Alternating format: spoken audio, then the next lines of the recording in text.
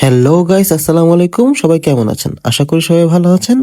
আজ এই শীতের সময় আমি গিয়েছিলাম কাবাব খেতে এজিবি কলোনি সামনে যে পোস্টাল কলোনিটা আছে সেখানে। এখানে অনেক স্ট্রিট ফুড, বলতে গেলে এক কথায় নতুন স্ট্রিট ফুডের আরেকটি রাজ্য। এখানে কিন্তু অনেক ধরনের খাবার আইটেম রয়েছে, তবে আমি আজ ট্রাই করব এখানকার কাবাব, যা মাত্র ১১০ টাকা বা ১০০ টাকা এরকম বাজেটের মধ্যে। এখানে কিন্তু অনেকগুলো কাবাবের দোকান রয়েছে, তবে এখানকার এই কয়লাঘর দোকানটিতে আমি এর আগেও খেয়েছি। এখানে চিকেন তান্দুরি থেকে শুরু করে রেশমি, তারপরে আর কি অনেক ধরনের কাবাব, তারপরে মাছ আইটেমও রয়েছে।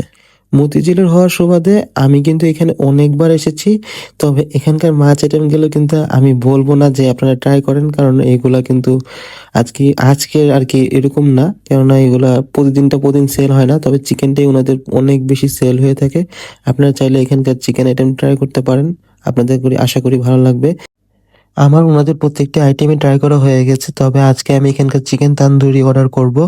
অর্ডার দেওয়ার সাথে সাথে ওনারা গরম গরম লুচি আপনাদেরকে ভেজে দিবে, এবং এই লুচিগুলোর সাইজ কিন্তু খুবই সুন্দর এবং আর কি মানানসই। 10 টাকা করে পিস এখানে পার লুচি।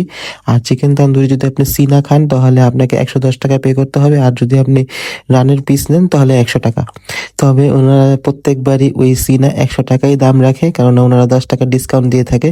এটা সবার ক্ষেত্রেই দিয়ে থাকে, এটা আমার বেলায় না। আমি এখানে অনেকবার অর্ডার করেছি, তো সেই সুবাদে আর কি জানতে পারি। ওনাদের প্রত্যেকদিন মাছ সেল না হলেও আর কি মাছটা কিন্তু তেমন বেশি খারাপ না। আমি এর আগে খেয়েছি, মোটামুটি ভালো ছিল। তবে ওনাদের চিকেন আইটেমটাই বেশি ফেমাস এবং অনেক বেশি চলে এবং অনেকই ঝাল ঝাল। এই দেখতেই পারতেছেন আপনারা যে এখানে চিকেন তান্দুরি এবং 2টা লুচি। এখানে কিন্তু চিকেনটার দাম ছিল ১১০ টাকা এবং লুচি 2টা 10 টাকা 10 টাকা 20 টাকা দাম। আর আর ১১০ টাকার জায়গায় ১০০ টাকা আর কি টোটাল আর কি ধরেন ১২০ টাকার মধ্যে আপনাকে এই প্যাকেজটা আপনি খেতে পারবেন।